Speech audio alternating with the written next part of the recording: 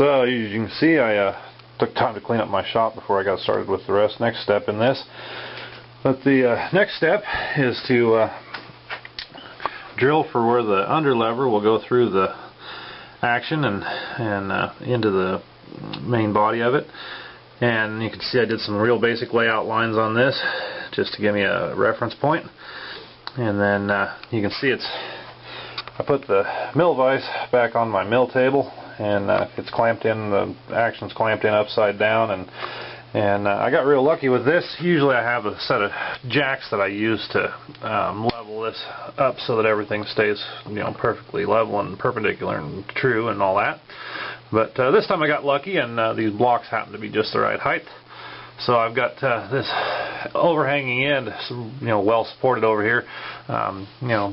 Theoretically the vise would hold it in place, but with that much weight hanging off over the end there, I really wanted to be sure that it doesn't shift while I'm machining it. So a little extra support, doesn't take any real time to put that on there, and just worth the effort, and that keeps everything in alignment, and it won't shift down from the weight vibrating. So what I'll do is I'll spot in on this, and then I'll drill for what will be the tap size clear through. And then from that size I will step drill up, and then the rest of the drilling operations won't go clear through the action because of that bridge that I mentioned earlier. So I'll get on with that, and I'll show you, kind of a step-by-step process of how it goes, and we'll go from there. So what I've done is spotted in a starter hole here, and for those of you who aren't machinists, this is a center drill, and you can see that it doesn't have much of a actual cutting edge on it. It's a very short bit, and it's very, very rigid, and that really helps a lot to get your holes precision alignment and get a starting point for a regular drill bit, and that'll help it stay centered and stay true. That way when you first start your drilling operations, everything's in alignment and it doesn't wander. So a normal drill bit will tend to wander just a little bit right at the very beginning, but if you give it a nice little starter hole like that, then it can't wander, and you'll get a nice straight hole to go through. So on to the drilling. So there it is, drilled clear through to tap size, so that later when I go to tap that, it's ready to go. From here up, I'll just start step drilling, going gradually increasing my drill bit sizes, and when I get big enough to where I can get into it with a boring bar, I'll switch over to a boring bar.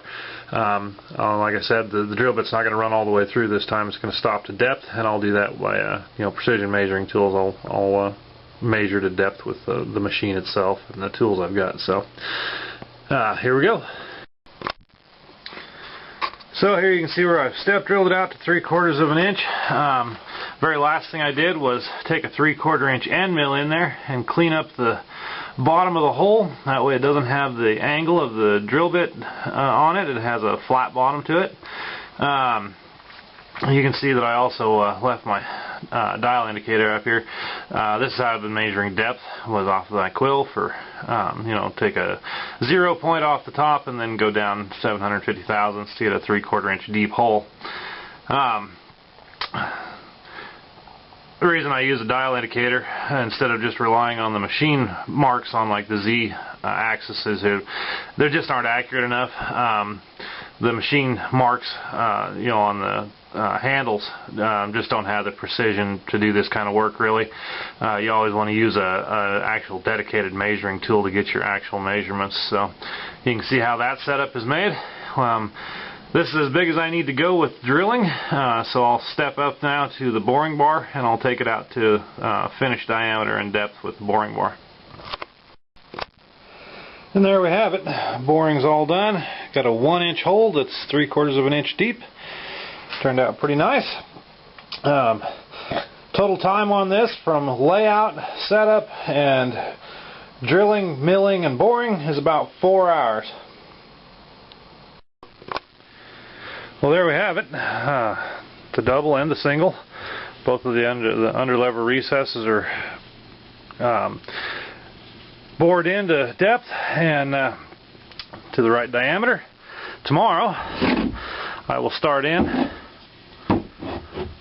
on the layout and cut in of the two recesses where the underlugs on the monoblock will drop into for the locking lever to engage. So that's where we're at for today. Total time, just on the double rifle, I haven't been tracking that time.